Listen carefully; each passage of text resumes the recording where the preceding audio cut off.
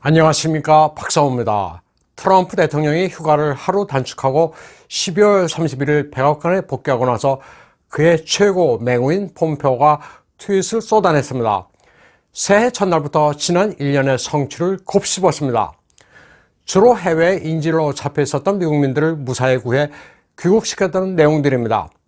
그는 아메리카 퍼스트는 아메리칸 퍼스트, 자국민의 안전을 최우선으로 하는 정책이라면서 1년 동안 수십 명의 미국민을 안전하게 귀국시킨 데 대해 자랑스러움을 느낀다고 말했습니다.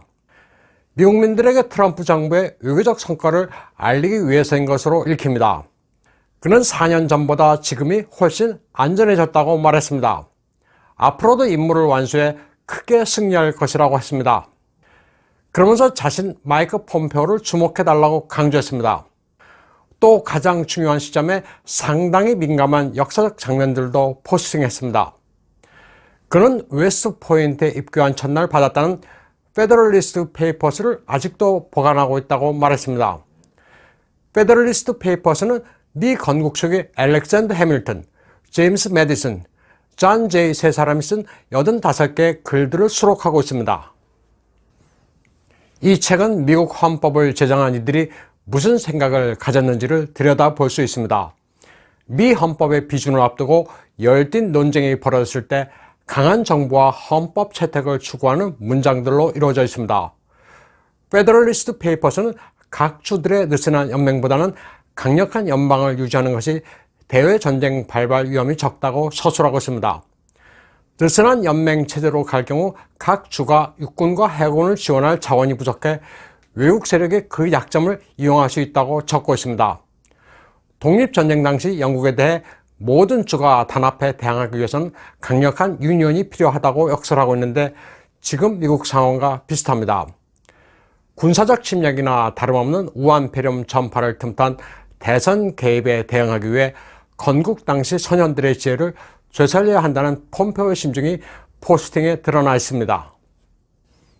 폼페오는 미국의 역사를 부정하는 좌파들의 1619 프로젝트에 대해서도 비판했습니다. 흑인 노예가 미주에 상륙한 1619년이 미 건국의 해라고 주장하는 이 프로젝트는 흑인에 대한 약탈과 착취에 기반한 사악한 나라가 미국이라는 비뚤어진 역사관입니다. 1776년 건국론을 정면으로 부정하고 있습니다. 폼페오는 또 독립선언서에 건국의 아버지들이 서명하는 유명한 역사화도 포스팅했습니다. 그는 또 자부심과 겸손, 프로 정신으로 미국을 대표했다면서 스웨거라고 했습니다. 폼페오는 트럼프 대통령 그리고 미국의 고위 장성들과 회의하는 장면을 포스팅하고 거대한 도전, 위대한 팀, 미국인의 자유를 지킨다는 문구를 올렸습니다. 이 포스팅은 린 우드 변호사도 공유했습니다. 주목할 만한 점은 이 사진의 배경에 조지 워싱턴과 해리 트루먼 대통령이 초상합니다. 조지 워싱턴은 크리스마스 날 얼음이 온 델라웨어 강을 건너는 기습작전으로 유명합니다. 또 트루먼 대통령은 1945년부터 53년까지의 재임기간 중 반공 입장을 견지한 인물입니다. 트루먼은 자기 당이 다수가 아니어서 방해를 받았지만 행정명령으로 미군 내 인종격리 정책을 철폐했습니다. 그리고 정부에서 1000여 명에 달하는 공산주의 동조자들을 몰아냈습니다. 폼페오는 윌리엄 바 법무장관을 바라보는 사진도 올렸습니다. 흥미로운 것은 여기에 달린 댓글입니다. 바가 사직한 것은 트럼프 진영을 위해 증인으로 나설 목적이란 겁니다. 폼페오는 바에 대해 비교적 호의적이었습니다. 다들 바를 비난할 때 러시아 게이트를 방어해주는 등 나름 공로가 컸다면서 그를 변호했습니다. 바는 물러나면서도 트럼프를 딱히 원망하거나 하지 않고 오히려 좋은 말들만 남겼습니다. 또 전 CIA 국장 지나 헤스펠, 트럼프 대통령과 함께 찍은 사진도 올렸습니다. 이 부분은 많은 추측을 불러일으키고 있습니다. 독일 프랑크푸르트의 더미니언 서버 압수 과정에서 다쳤다, 관타나모로 수감됐다는 등 여러 설이 나돌았기 때문입니다. 헤스펠 사진을 포스팅한 의도는 분명치 않습니다. 한편 린 우드 변호사는 격정의 말들을 쏟아냈습니다. 일각에서는 그가 실성했다고 할 정도입니다. 그는 2021년에 3가지 위시리스트가 있다면서 펜스 부통령이 체포되면 폼페오 국무장관이 1월 6일 상원을 맡아줬으면 한다고 말했습니다. 그리고 플린 장군이 부통령으로 임명돼 트럼프 대통령 2기가 시작됐으면 한다는 겁니다. 펜스가 체포되면 폼페오 국무장관이 대선의 위기를 구해낼 것이라고까지 했습니다. 펜스는 반역죄로 수감돼 결국은 총살될 것이다. 펜스는 겁쟁이라 새처럼 자기 죄를 모두 실토할 것이라고 했습니다. 린 우드는 이에 앞서 펜스에 대해 경고했습니다. 더 이상 정치할 생각이 없는 것 아니냐. 2024년 대권에 눈이 먼 양의 탈을 쓴 이기적인 늑대라면서 나중에 대통령이 되기에는 글렀다는 말을 퍼부었습니다. 그는 2021년은 대청소를 할 시기라고 강조했습니다. 반역자 단죄가 이뤄져 나라를 구해야 한다고 말했습니다.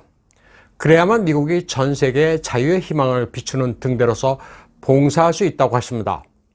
그러면서 공산주의 목표를 달성하려는 반역자들 명단이라면서 연방 대법관 존 로버츠, 마이크 펜스 부통령, 미치 매코넬의 실명을 언급했습니다.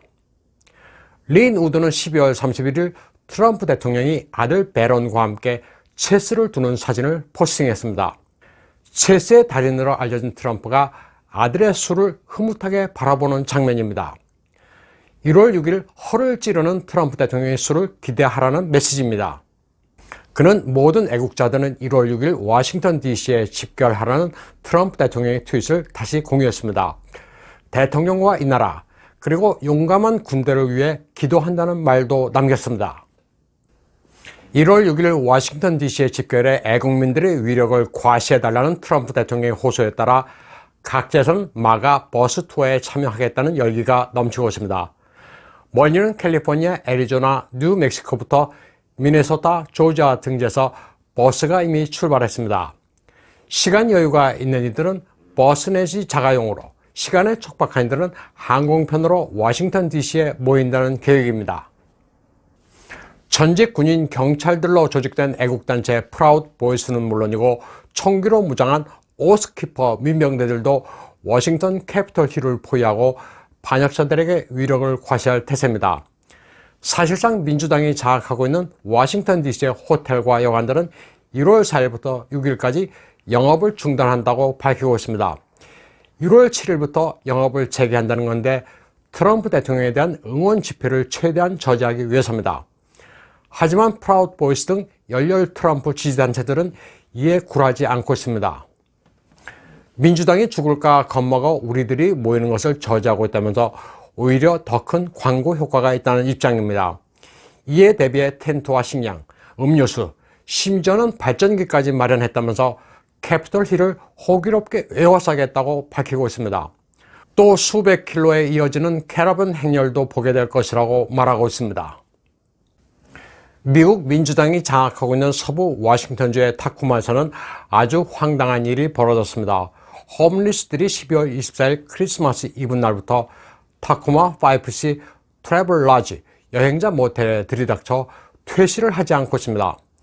홈리스 16명이 하루 숙박을 한다고 들어온 뒤 친지들을 불러들여 숙박 인원은 순식간에 43명으로 불어났습니다. 숙박 요금을 시가 내든지 말든지 하라면서 자기들의 거처라고 주장하고 있습니다. 안티파와 BLM의 사주를 받는 것으로 알려진 이 홈리스들이 쉽게 말해 사유재산을 공산화한 겁니다. 이 홈리스들은 타쿠마 하우징 나우, THN의 조직원들로 주거 주택 문제를 책임져야 한다고 주장하고 있습니다. 워싱턴 주 당국과 경찰은 당사자들끼리 원만하게 해결하라는 소극적인 태도입니다. 트래블 라지 주인은 혼자서 속을 앓고 있습니다. 모텔 주인에 따르면 홈리스들은 시설도 파괴하고 있다면서 단전 단수를 하는 것 말고는 방법이 없다고 하소연하고 있습니다.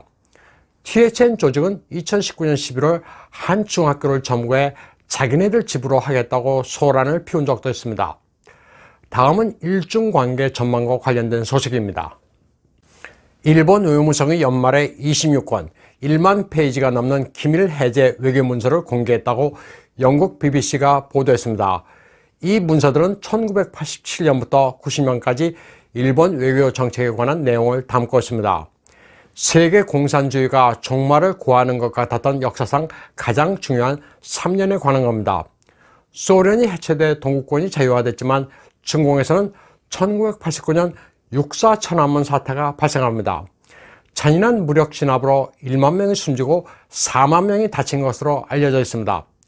당시 일본 정부는 인도적 견제에서는 용납할 수 없는 만행이라면서도 서방 세계가 중공에 극단적 제재 조치를 취하는 것에 반대하는 이중적인 태도를 보였습니다.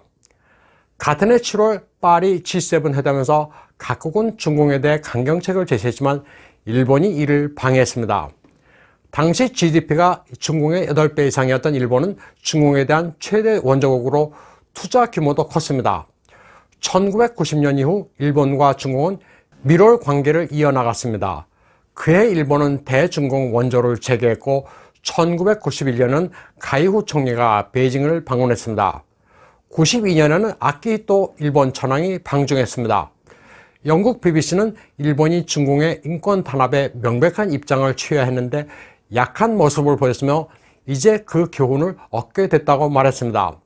일본 산케이 신문도 과거 30년 동안 일본의 대중 스탠스는 실책으로 드러났다면서 일본 정부는 심각하게 반성해야 한다고 지적했습니다. 또 시진핑의 전체주의 체제는 강력한 경제력으로 군사력을 증강했는데 여기에는 일본 정부의 책임이 크다고 질타했습니다. 그리고 중공이 인권을 중시하지 않는 한 시진핑의 일본 국빈 방문을 허용해서는 안 된다고 강조했습니다. 요미우리 신문도 이미 늦은 감이 있지만 반중 스탠스를 분명히 할 것을 일본 정부에 주문했습니다. 이 신문 1월 1일 전은 중공의 천인교에게 일본이 그대로 속아 넘어갔다고 지적했습니다. 일본 정부가 연구비까지 들여 최첨단 연구를 지원하면 그 인력을 중공이 돈으로 유인해 끌어들이는 바람에 민군 겸용으로 사용될 수 있는 일본의 기술들이 그대로 유출됐다고 보도했습니다. 지금 세계는 중공 편에 붙은 유럽과 미국 편에선 일본, 호주, 인도 등으로 크게 나눠지고 있습니다. 오늘 방송은 여기까지 하겠습니다. 시청해주신 여러분 감사합니다.